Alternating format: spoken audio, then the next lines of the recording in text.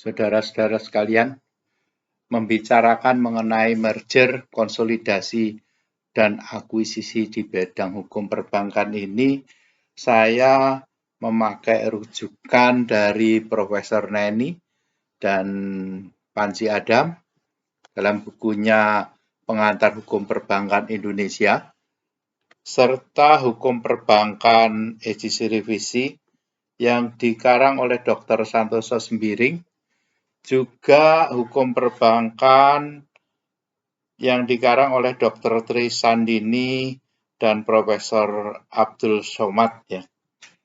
Dari beberapa buku yang saya sampaikan tadi, memang yang saya lihat mempunyai kajian yang mendalam hanya karangan dari Profesor Neni Sri Imaniati. Jadi saya sampaikan bahwa sebelum membicarakan mengenai merger di bidang hukum perbankan, disampaikan bahwa perjalanan sebuah perusahaan ya, termasuk PT, bank itu biasanya dalam bentuk PT ya, mengalami pasang surut. Dan perusahaan tersebut mengalami pasang surut ini perlu diadakan tindakan untuk menyelamatkannya. Untuk itu maka perlu ada suatu langkah yang namanya restrukturisasi perusahaan.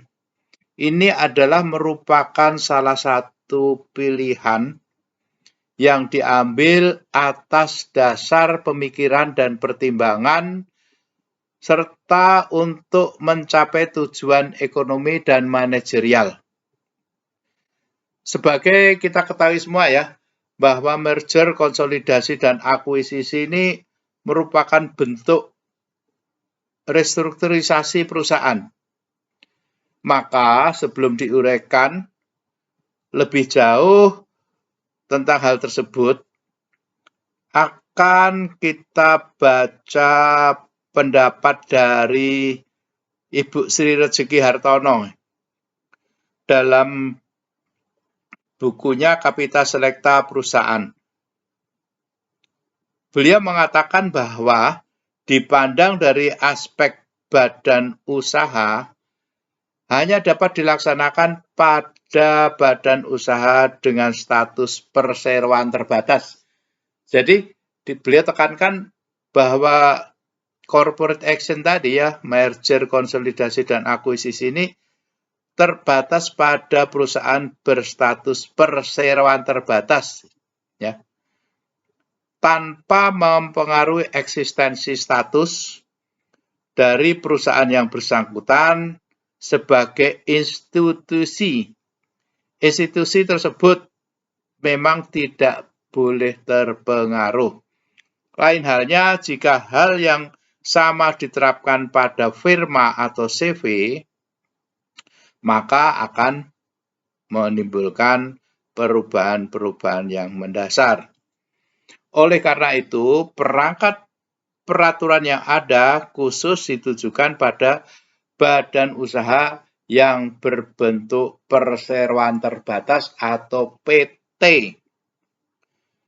Mengingat pentingnya restrukturisasi perusahaan bagi kelangsungan hidup suatu perusahaan, maka agar kegiatan perusahaan dapat berjalan dengan semestinya, serta menjamin tersedianya semua kebutuhan masyarakat, maka perangkat hukum yang mengatur restrukturisasi perusahaan itu harus terpenuhi ya.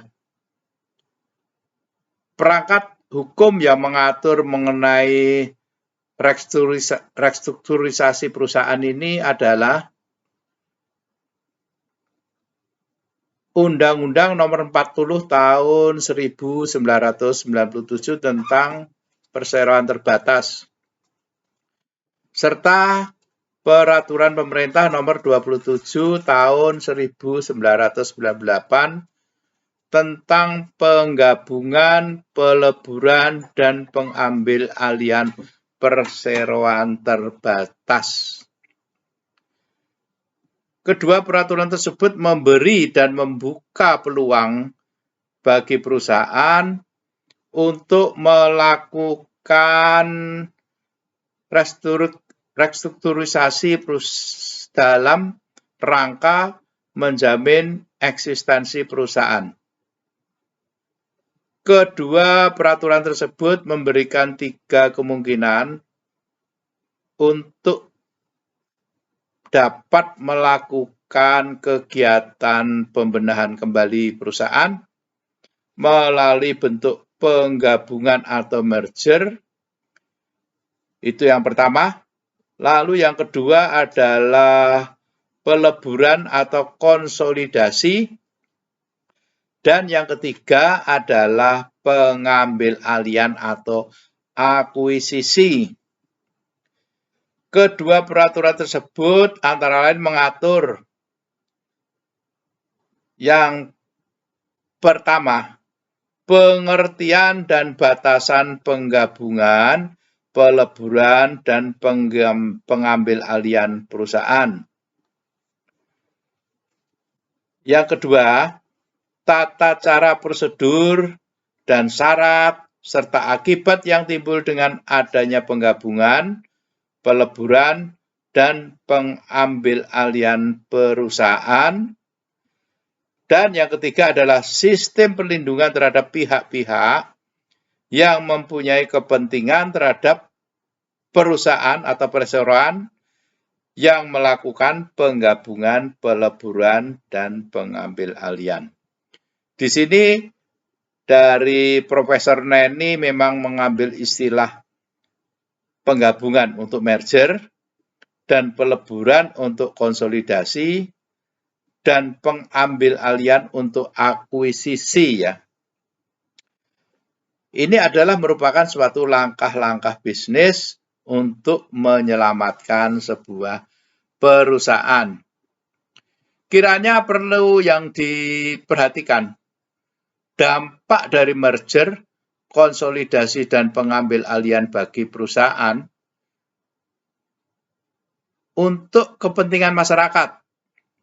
Di dalam Undang-Undang Nomor 40 Tahun 2007 menentukan yang ke-1 bahwa perbuatan hukum penggabungan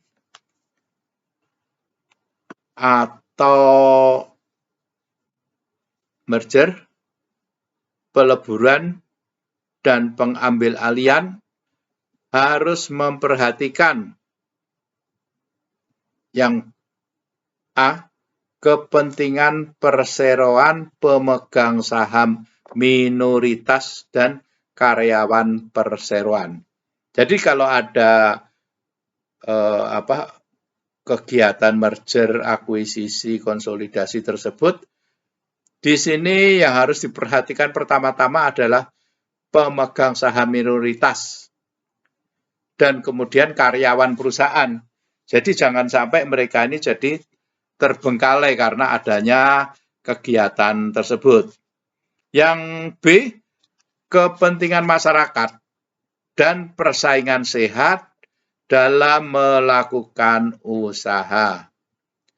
Jadi kalau perusahaan tersebut merupakan perusahaan bank yang besar seperti BCA, ini juga harus diperhatikan kepentingan dari masyarakat. Jangan sampai masyarakat yang menaruh uangnya di situ akan jadi masalah di kemudian hari. Kalau yang pertama tadi perbuatan hukum penggabungan, peleburan, pengambil alihan, harus memperhatikan dua faktor tersebut, maka yang kedua adalah penggabungan, peleburan, dan pengambil alihan perseroan tidak mengurangi hak pemegang saham minoritas untuk menjual sahamnya secara wajar. Lalu perlu saudara ketahui siapa sih pemegang saham minoritas? Pemegang saham minoritas itu adalah pemegang saham retail yang saham sebuah perusahaan bila mana sudah go public atau dijual di pasar modal, maka mereka kita anggap sebagai pemegang saham minoritas sehingga hak-hak mereka perlu dilindungi. Maka berdasarkan ketentuan tersebut, dapat dikatakan bahwa tindakan merger, konsolidasi, dan akuisisi yang merupakan suatu perbuatan hukum mengandung aspek hukum perdata dan aspek hukum publik yang komprehensif. Kita lihat dari tulisan dari Bapak Abdul Qadir Muhammad ya, dalam bukunya Perusahaan Indonesia. Beliau itu menjelaskan lebih jauh tentang akuisisi, merger, dan konsolidasi sebagai berikut. Akuisisi adalah tindakan pengambil-alihan atau take over kepemilikan suatu perusahaan atau perseroan melalui saham perseroan tersebut.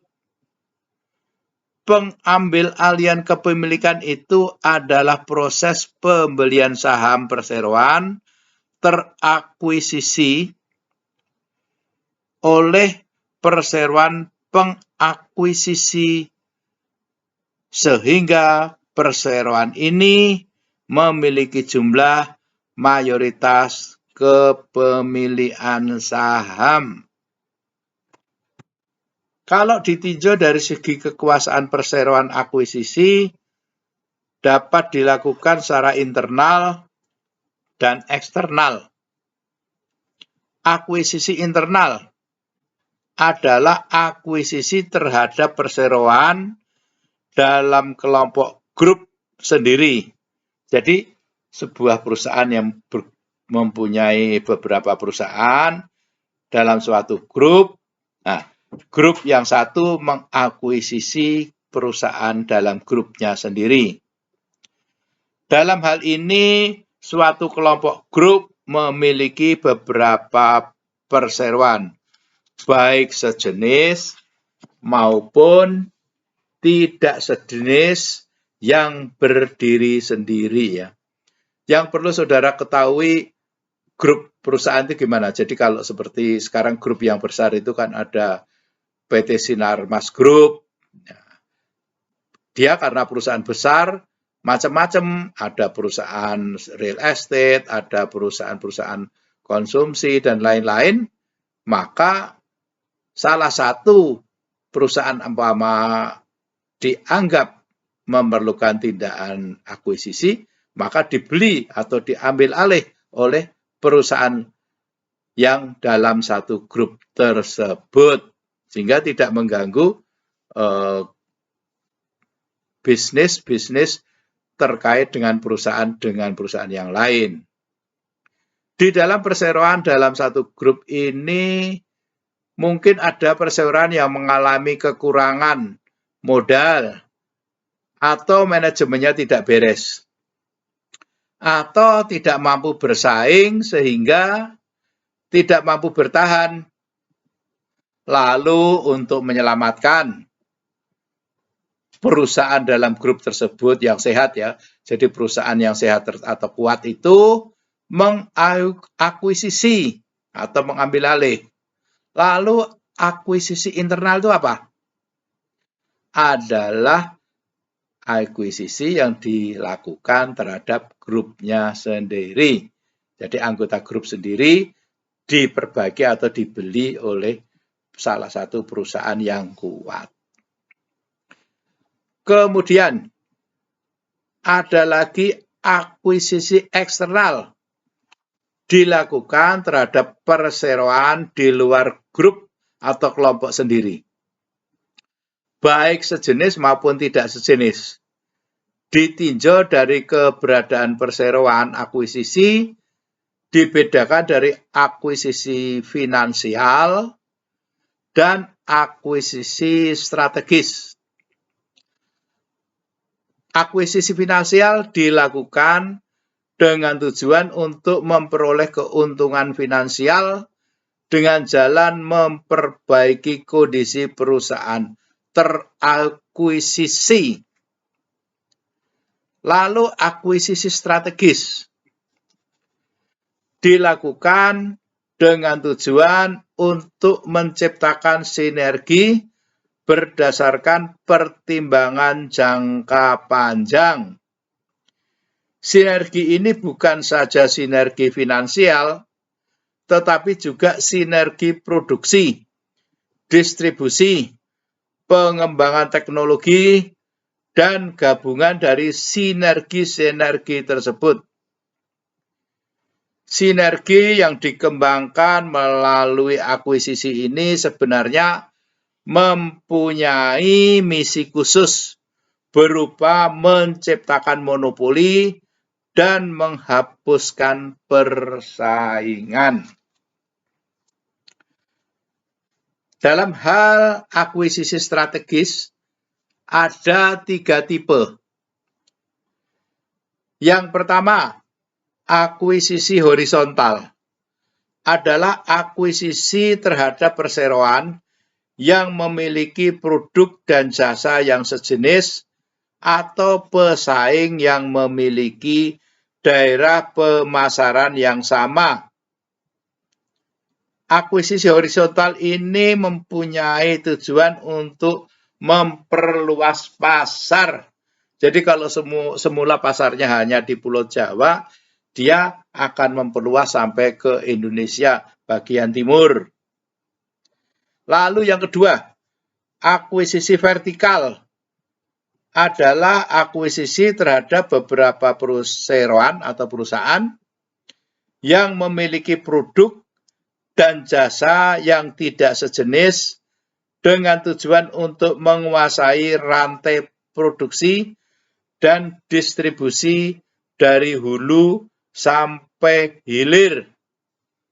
Jadi mungkin seperti pabrik minyak kelapa ya, dia memiliki perkebunan kelapa sawit, lalu memiliki pabrik minyak kelapa sawit, lalu memiliki jasa atau angkutan untuk mengangkut minyak kelapa sawitnya itu. Nah, ini adalah merupakan akuisisi vertikal. Jadi mereka itu mempunyai dari awal dari mempunyai perkebunan hingga sampai punya toko-toko retail, toko-toko eceran menjual barang-barang produksinya juga. Lalu yang ketiga, akuisisi konglomerasi adalah akuisisi terhadap satu atau beberapa perseroan yang tidak mempunyai kaitan bisnis secara langsung dengan bisnis perseroan pengakuisisi dengan tujuan untuk membentuk konglomerasi baru atau konglomerasi yang lebih besar lagi. Kalau kita lihat ya mengenai akuisisi ini, kita lihat pada bank. Di pasal 1 angka 27 Undang-Undang Hukum Perbankan, Undang-Undang nomor 10 tahun 98 ya, tentang pengambil alihan kepemilikan suatu bank. Ketentuan lebih lanjut tentang akuisisi bank diatur dalam pasal 27 Undang-Undang nomor 10 tahun 1992 tentang perbankan ya. Penggabungan perusahaan sama halnya dengan akuisisi merupakan pengembangan perusahaan yang sudah ada. Penggabungan atau merger ini terjadi karena ada beberapa atau minimal 2 perusahaan yang bergabung, tetapi salah satunya tetap berdiri, sedangkan lainnya bubar karena lebur dalam perusahaan yang masih ada. Kita melihat pendapat dari Ibu Sri Rejeki ya, yang mensoroti masalah tersebut. Ini mengatakan tentang pengertian merger dan fusi atau fusi. Fusi atau merger adalah berleburnya, bersatunya beberapa perusahaan, sehingga dari sudut ekonomi merupakan satu kesatuan. Pada perusahaan yang berfusi, kemandirian pihak-pihak yang berfungsi tidak ada lagi karena perusahaan yang berfusi melebur pada yang lain. Bagaimana dalam prakteknya? Ini ada orang asing yang namanya Ray Macker yang dikutip oleh Profesor Emi Simanjuntak ya. Emi Simanjuntak ini dosen hukum dagang dulu di Universitas Gadjah Mada. Adalah perusahaan yang berfusi ke dalam perusahaan lain. Jarang menjadi lebur dan diikuti dengan likuidasi badan hukumnya. Perusahaan yang berfusi itu masih tetap dibiarkan aktif dan secara organisatoris disesuaikan ke dalam keseluruhan kesatuan ekonomi dari perusahaan yang menerima penggabungan perusahaan itu. Lalu Profesor Emi Pangaribuan Simanjuntak itu mengatakan terdapat 3 metode terjadinya fusi, yakni fusi perusahaan, fusi saham, dan fusi yuridis. Dari segi ekonomi dikenal 2 bentuk fusi, yaitu fusi horizontal dan fusi vertikal. Kemudian yang A, fusi perusahaan, ini terjadi bila antara 2 perusahaan salah satunya mengambil alih perusahaan lain. Semua aktiva dan pasiva dari perusahaan yang difusi harus disahkan ke dalam perusahaan yang mengoper atau mengambil alih dengan cara yang telah diatur oleh aturan hukum yang berlaku. Yang B, fusi saham. Kapan fusi saham ini? Fusi saham ini terjadi jika satu perusahaan mengambil alih saham-saham dari perusahaan lain dengan pembayaran tunai atau dengan penyerahan saham. Pada fusi ini, aktiva dan pasiva perusahaan yang diambil alih itu tetap berada pada perusahaan yang diambil alih. Sebagai gantinya, saham-saham perusahaan yang diambil alih menjadi aktiva perusahaan yang mengambil alih. Kemudian yang C, fusi yuridis. Fusi yuridis ini terjadi bila ada 2 atau lebih perusahaan yang melaksanakan secara yuridis perusahaan-perusahaan tersebut. Dalam fusi ini ada perusahaan yang memperoleh atau menerima dan ada perusahaan yang lenyap. Pengalaman di Nederland atau negeri Belanda dalam Burgerlijk Wetboek atau BW KUH Perdata Barat ya, di buku kedua titel ke-6 pasal 308 dan 31 ayat 1 dan ayat 2 ditentukan bahwa dalam fusi yuridis peleburan tersebut mencakup hal-hal sebagai berikut. Yang ke-1, perusahaan penerima adalah salah satu perusahaan yang lama dan perusahaan yang baru didirikan. Yang kedua, harta kekayaan dari perusahaan yang lenyap atau lebur beralih pada perusahaan penerima berdasar atas hak umum. Dan yang ketiga apalagi adalah perusahaan yang lebur berhenti keberadaannya.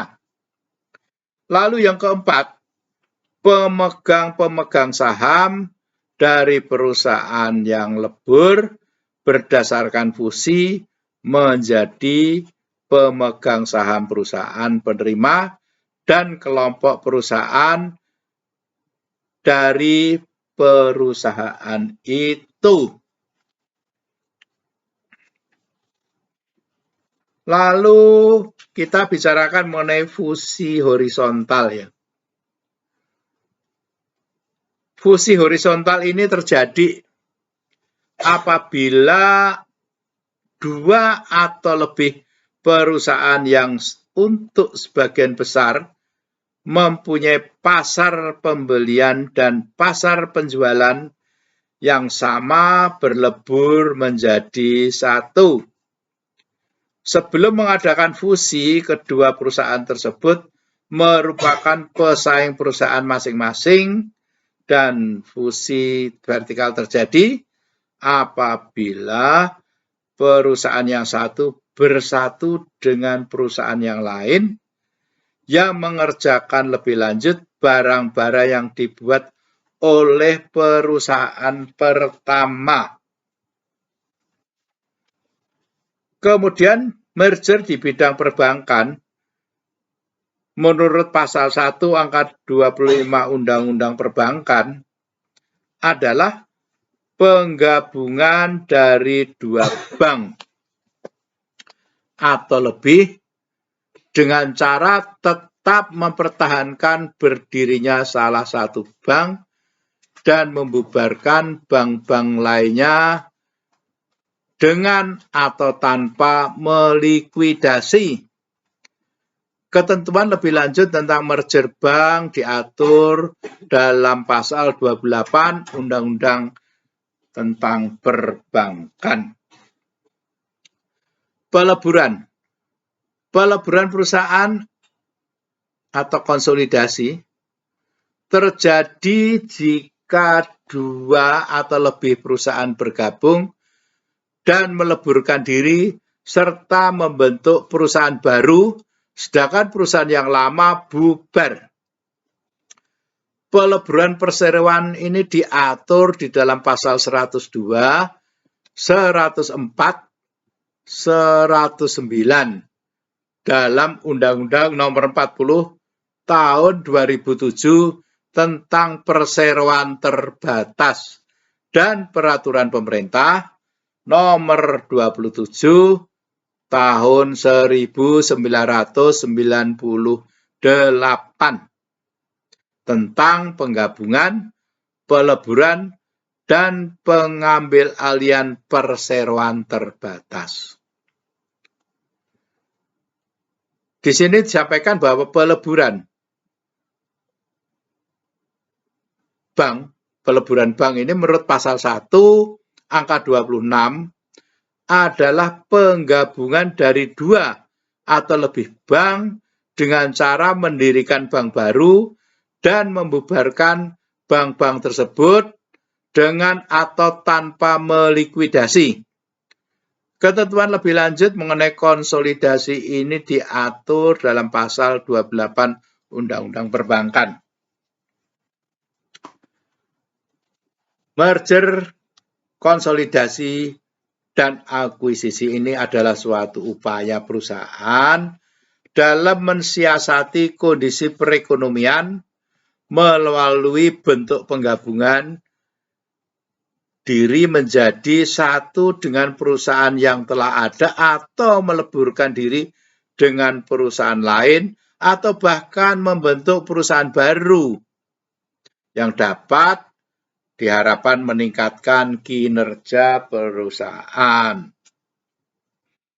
Di sektor perbankan, upaya merger, konsolidasi maupun akuisisi ini sering dilakukan. Banyak alasan para pelaku usaha untuk melakukan upaya tersebut, di antaranya untuk menciptakan bank yang lebih baik dengan merevitalisasi secara sadar sehingga berbentuk sinergi yang kuat dan akhirnya memberikan dampak pada sistem perbankan yang sehat, efisien, tangguh, dan mampu bersaing di kancah perekonomian global dan pasar bebas yang semakin ketat.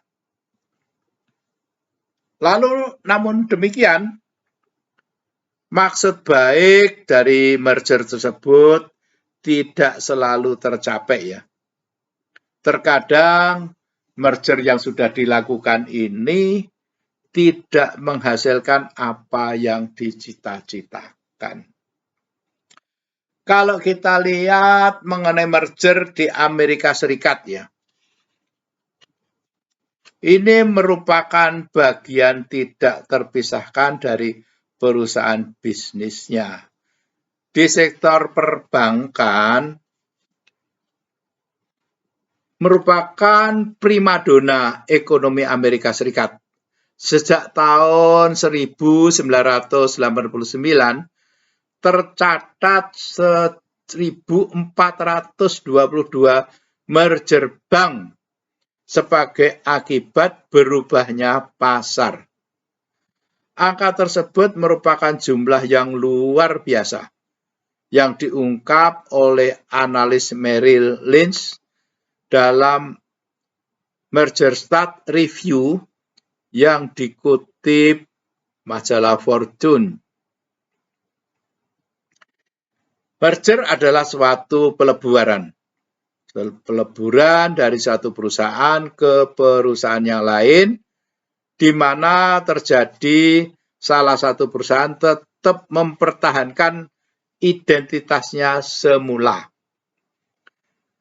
dengan melakukan pengambil-alihan kekayaan, tanggung jawab, dan kuasa atas perusahaan yang meleburkan diri tersebut. Dalam sejarah perbankan ini, Indonesia pada masa awal Orde Baru telah mencatat terjadinya merger ataupun konsolidasi, yakni pada tanggal 15 Mei tahun 1972 ketika Bank Umum Niaga Indonesia yang berkedudukan di Medan melakukan merger ke dalam Sejahtera Bank Umum. Setelah itu masih banyak terjadi puluhan merger lainnya seperti mergernya Bank Putra Multikarsa ke dalam Solida Bank berdasarkan Keputusan Menteri Keuangan nomor Keputusan 125 KM 17 1997 tanggal 31 Maret 1997. Saat ini banyak bank yang merger. Namun apabila diamati lebih dalam proses tersebut lebih banyak bersifat akuisisi. Mekanisme proses konsolidasi perbankan di Indonesia ini terlihat pada proses terbentuknya Panin Bank pada 17 Agustus 1971, yakni ketika Mokhtar Yadi dan Ali Gunawan menggabungkan 3 bank yang dimilikinya ke dalam satu bank. Dalam hal ini, akuisisi ini juga pernah terjadi pada saat Bank Sampurna oleh Bank Danamon berdasarkan izin Bank Indonesia tanggal 4 November 1992. Pengertian merger begitu pula dengan pengertian konsolidasi dan akuisisi secara hukum dapat ditemukan dalam peraturan perundang-undangan yang mengaturnya. Adapun peraturan yang mengatur saat ini tentang merger, konsolidasi, dan akuisisi di bidang perbankan adalah yang ke-1, Undang-Undang Nomor 7 Tahun 1992 tentang perbankan sebagaimana telah diubah dengan Undang-Undang Nomor 10 Tahun 1998. Lalu yang kedua, Undang-Undang Nomor 1 Tahun 1995 tentang perseroan terbatas. Lalu yang ketiga, Undang-Undang Nomor 8 Tahun 1995 tentang pasar modal. Yang keempat, Peraturan Pemerintah PP Nomor 27 Tahun 1998 tentang penggabungan, peleburan, dan pengambil-alihan perseroan terbatas. Nomor 5, Peraturan Pemerintah Nomor 28 Tahun 1999 tentang merger, konsolidasi, dan akuisisi.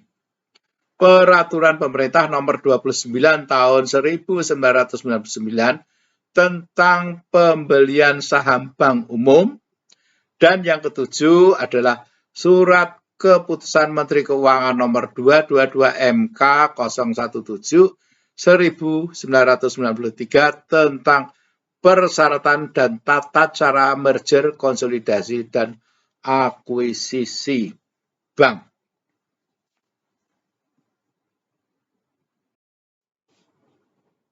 Setelah kita membicarakan mengenai merger di perusahaan umum dan sebagian dari perusahaan perbankan, maka marilah kita membahas mengenai khusus merger di bidang perbankan. Berdasarkan pasal 1 angka 25 Undang-Undang Nomor 10 Tahun 1998 tentang perubahan atas Undang-Undang Nomor 7 Tahun 1992 tentang perbankan, maka merger di bidang perbankan adalah penggabungan dari dua bank atau lebih dengan cara mempertahankan berdirinya salah satu bank dan membubarkan bank-bank lainnya dengan atau tanpa melikuidasi. Jadi merger di bidang perbankan ini dapat dilakukan atas inisiatif bank yang bersangkutan, permintaan Bank Indonesia, atau inisiatif badan khusus yang bersifat sementara dalam rangka penyehatan perbankan. Akibat dari merger tersebut yaitu yang pertama, pemegang saham bank yang melakukan merger menjadi pemegang saham bank hasil merger. Yang kedua, aktiva dan pasifa bank, yakni seluruh hak dan kewajiban bank yang tercatat dalam neraca ataupun rekening administrasi yang melakukan merger bank beralih karena hukum kepada bank hasil merger sesuai dengan ketentuan pasal 6 ayat 1 Peraturan Pemerintah Nomor 28 Tahun 1999. Meskipun adanya akibat seperti di atas. Namun dengan adanya merger ini tidak mengurangi hak pemegang saham minoritas untuk menjual sahamnya dengan harga yang wajar. Pengaturan yang mengatur secara khusus mengenai merger dalam bidang perbankan yakni Peraturan Pemerintah Nomor 28 Tahun 1999 tentang merger, konsolidasi, dan akuisisi. Dalam peraturan pemerintah tersebut dimuat pengaturan mengenai syarat-syarat merger, tata cara merger, dan ketentuan atas merger. Syarat-syarat merger. Hal-hal yang mendapat perhatian dalam rangka merger yaitu sebagai berikut. Yang ke-1, merger yang dilakukan atas inisiatif bank yang bersangkutan dan merger yang dilakukan atas inisiatif badan khusus penyihatan perbankan. Maka sebelum merger tersebut dahulu wajib melalui izin dari pimpinan Bank Indonesia diatur di dalam pasal 4. Kemudian yang kedua, pelaksanaan merger harus memperhatikan kepentingan bank, kepentingan kreditur, kepentingan pemegang saham minoritas, dan kepentingan karyawan bank, juga kepentingan rakyat banyak, dan persaingan yang sehat dalam melakukan usaha perbankan diatur di pasal 5.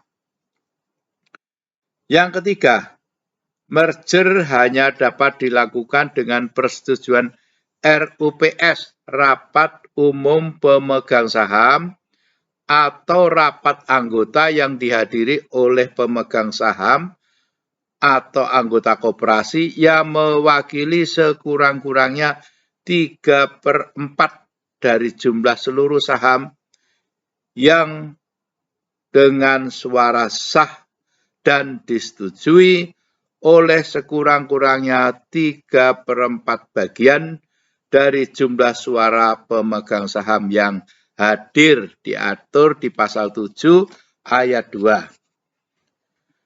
Adapun kondisi yang harus ada dalam memperoleh izin merger yaitu yang ke-1, telah memperoleh persetujuan RUPS, Rapat Umum Pemegang Saham atau rapat anggota. Kedua, pada saat terjadinya merger, jumlah aktiva bank hasil merger tidak melebihi 20% dari jumlah aktiva seluruh bank di Indonesia. Yang ketiga, permodalan bank hasil merger harus memenuhi ketentuan rasio kecukupan modal yang ditetapkan oleh Bank Indonesia. Yang keempat, calon anggota direksi dan dewan komisaris yang ditunjuk tidak tercantum dalam daftar orang yang melakukan perbuatan tercela di bidang perbankan. Mengingat ketentuan pasal 42 Peraturan Pemerintah Nomor 28 Tahun 1999, maka Surat Menteri Keuangan Nomor 22 KMK-07-1993 tentang tata cara persyaratan merger, konsolidasi dan akuisisi bank tetap berlaku. Di dalam surat keputusan tersebut diatur beberapa hal yang dapat diterapkan dalam mensikapi pelaksanaan merger, antara lain yang ke-1, pelaksanaan merger dapat dilakukan antara bank umum dan bank perkreditan rakyat, bank perkreditan rakyat, dan bank perkreditan rakyat.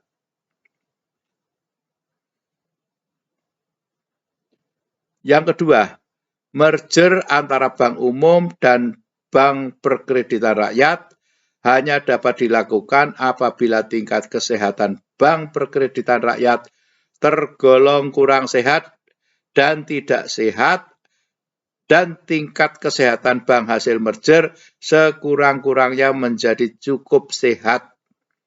Bank umum yang bersangkutan memenuhi persyaratan untuk membuka kantor cabang diatur di pasal 4. Lalu kita bicarakan mengenai keberatan adanya merger.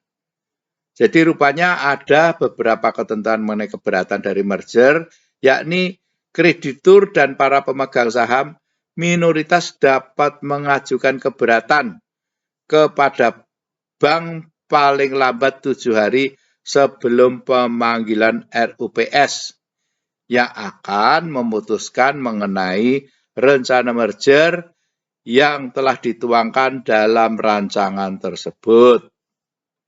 Apabila dalam jangka waktu 7 hari tersebut, kreditur dan para pemegang saham minoritas tidak mengajukan keberatan, maka kreditur dan pemegang saham minoritas dianggap menyetujui merger tersebut. Keberatan kreditur dan pemegang saham minoritas harus disampaikan dalam rapat pemegang saham atau RUPS atau rapat anggota guna mendapat penyelesaian.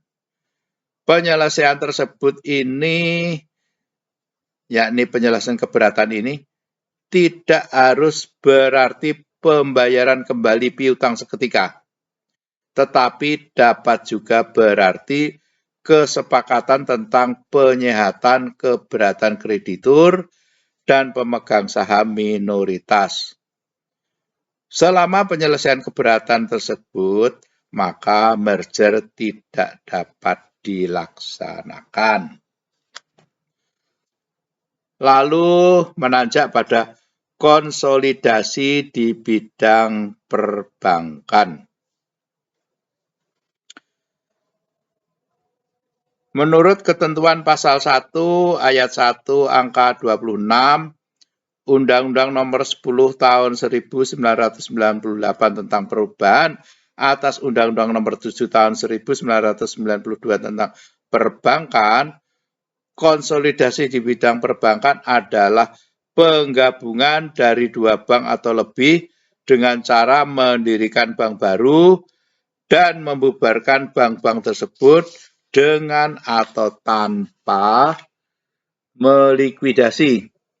Konsolidasi di bidang perbankan dapat dilakukan atas inisiatif bank yang bersangkutan. Adapun syarat-syarat konsolidasi ya. Jadi ada 3 hal yang menjadi perhatian dalam rangka pelaksanaan konsolidasi. Jadi konsolidasi ini bisa timbul atas inisiatif bank yang bersangkutan. Dan juga konsolidasi dilakukan atas inisiatif Badan Khusus Penyehatan Perbankan. Dan sebelum konsolidasi wajib terlebih dahulu memperoleh izin dari pimpinan Bank Indonesia.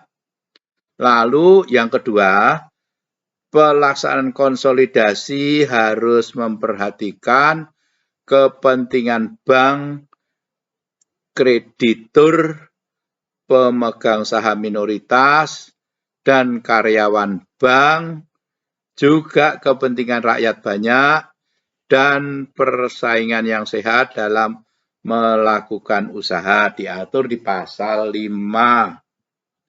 Lalu yang ketiga, konsolidasi hanya dapat dilakukan dengan persetujuan RUPS atau rapat anggota yang dihadiri oleh pemegang saham atau anggota koperasi yang mewakili sekurang-kurangnya 3/4 dari jumlah seluruh saham dengan suara yang sah dan disetujui oleh sekurang-kurangnya 3/4 bagian dari jumlah suara pemegang saham yang hadir, diatur di pasal 7 ayat 2.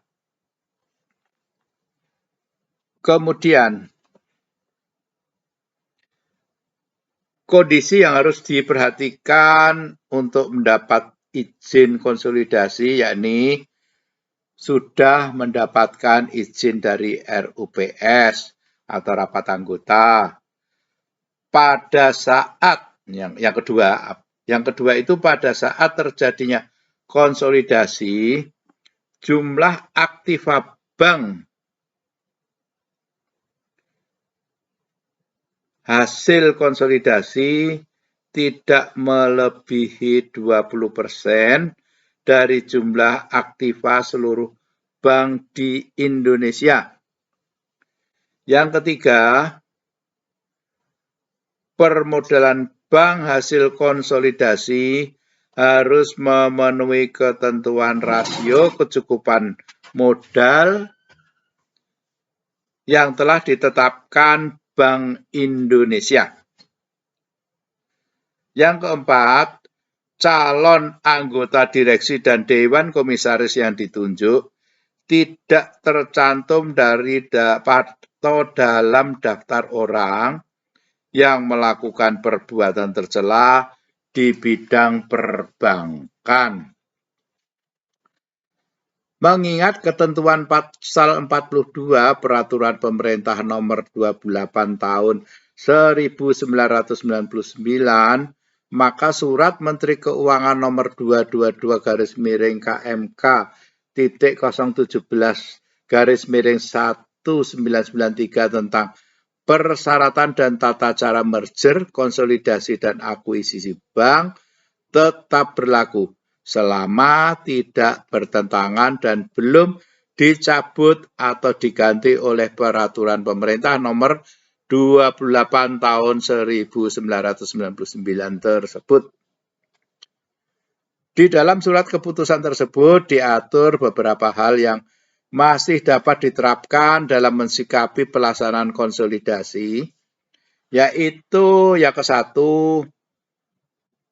pelaksanaan konsolidasi dapat dilakukan antara bank umum dan bank umum dan bank perkreditan rakyat (BPR), bank perkreditan rakyat dan bank perkreditan rakyat diatur di pasal 3. Yang kedua, konsolidasi antara bank umum dengan bank perkreditan rakyat dapat dilakukan apabila tingkat kesehatan bank perkreditan rakyat tergolong kurang sehat atau tidak sehat dan tingkat kesehatan bank hasil konsolidasi sekurang-kurangnya menjadi cukup sehat.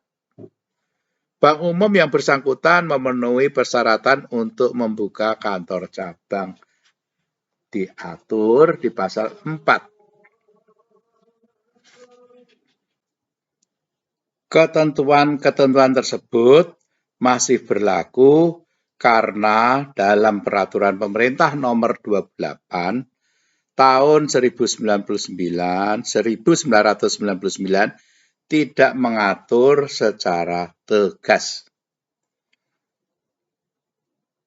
Lalu, keberatan atas adanya konsolidasi.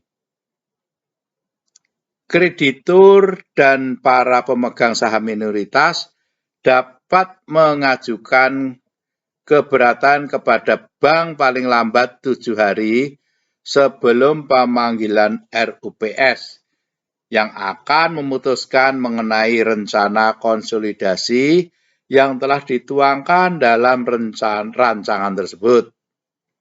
Apabila dalam waktu 7 hari tersebut kreditur dan para pemegang saham minoritas tidak mengajukan keberatan, maka kreditur dan pemegang saham minoritas dianggap menyetujui konsolidasi tersebut. Keberatan kreditur dan pemegang saham minoritas ini harus disampaikan dalam rapat umum pemegang saham RUPS guna mendapat penyelesaian. Penyelesaian keberatan ini tidak harus berarti pembayaran kembali piutang seketika, tetapi dapat juga berarti kesepakatan tentang penyelesaian keberatan kreditur dan pemegang saham minoritas. Selama penyelesaian keberatan tersebut, maka konsolidasi tidak dapat dilaksanakan. Selanjutnya kita bicarakan mengenai akuisisi di bidang perbankan. Menurut pasal 1 angka 27 Undang-Undang Perbankan, ya, saya singkat Undang-Undang Perbankan saja. Akuisisi bank adalah pengambil alihan kepemilikan suatu bank yang mengakibatkan beralihnya pengendalian terhadap bank berkaitan dengan kemampuan untuk menentukan, baik secara langsung maupun tidak langsung, dengan cara apapun, pengelolaan dan atau kebijakan bank. Akuisisi ini di bidang perbankan dapat dilakukan atas inisiatif bank yang bersangkutan atau permintaan Bank Indonesia atau inisiatif bank khusus atau inisiatif badan khusus yang bersifat sementara dalam rangka penyehatan perbankan. Akuisisi bank dilakukan dengan cara mengambil alih seluruh atau sebagian saham yang mengakibatkan beralihnya pengendalian bank kepada pihak yang mengakuisisi. Akuisisi ini tersebut dapat dilakukan baik secara langsung maupun melalui bursa efek. Adapun pelakunya dapat dilakukan oleh warga negara Indonesia atau Badan Hukum Indonesia ataupun oleh WNA atau Badan Hukum Asing. Akuisisi yang dilakukan melalui bursa efek pada praktiknya dapat dilakukan dengan maksud untuk memiliki dan mempengaruhi pengelolaan bank. Dalam kondisi seperti ini, perlakuan kepada pihak-pihak yang terlibat dengan pihak-pihak yang melakukan akuisisi secara langsung terlibat sama. Jadi dalam kondisi ini, perlakuan kepada pihak-pihak yang terlibat sama dengan pihak yang melakukan akuisisi secara langsung. Melihat kondisi seperti itu, maka diatur bahwa yang pertama, pengambil alihan saham bank dapat secara langsung ataupun melalui bursa efek yang mengakibatkan kepemilikan saham oleh pemegang saham perorangan atau badan hukum menjadi lebih dari 25% dan atau kurang dari saham bank yang telah dikeluarkan dan mempunyai hak suara dianggap tidak mengakibatkan berakhirnya pengendalian bank kecuali yang bersangkutan dapat membuktikan sebaliknya. Yang kedua, pengambil alihan saham yang mengakibatkan kepemilikan saham oleh pihak yang mengambil alih menjadi 25% atau kurang dari saham bank yang telah dikeluarkan dan mempunyai hak suara dianggap tidak mengakibatkan beralihnya pengendalian bank kecuali yang bersangkutan menyatakan kehendaknya untuk mengendalikan atau dapat dibuktikan bahwa yang bersangkutan secara langsung atau tidak langsung mengendalikan bank tersebut. Pengambil alihan dengan cara pembelian saham harus mengacu dan mengikuti ketentuan yang terdapat dalam peraturan pemerintah nomor 29 tahun 1999 tentang pembelian saham bank umum, di antaranya yang ke-1, jumlah kepemilikan saham bank oleh warga negara asing dan atau badan hukum asing yang diperoleh melalui pembelian secara langsung ataupun melalui bursa efek sebanyak-banyaknya 99% dari jumlah saham bank yang bersangkutan. Yang kedua, pembelian saham oleh warga negara asing atau WNA atau badan hukum asing melalui bursa efek dapat mencapai 100% dari jumlah saham bank yang tercatat di bursa efek. Yang ketiga, bank hanya dapat mencatatkan sahamnya di bursa efek sebanyak-banyaknya 99% dari jumlah saham bank yang bersangkutan. Menurut ketentuan pasal 40 Peraturan Pemerintah Nomor 28 Tahun 1999,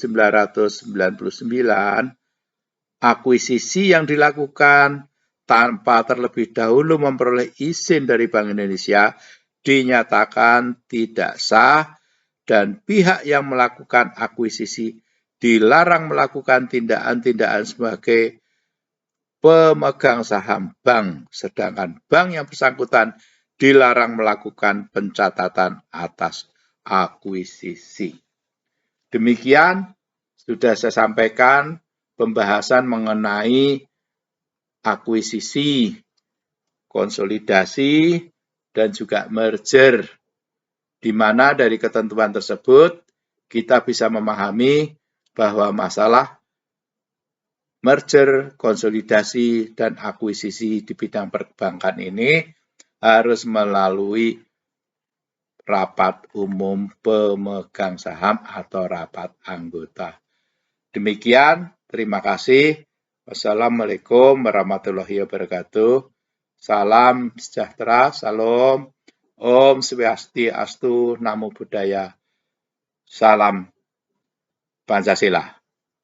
Salam sehat selalu untuk saudara-saudara sekalian. Terima kasih.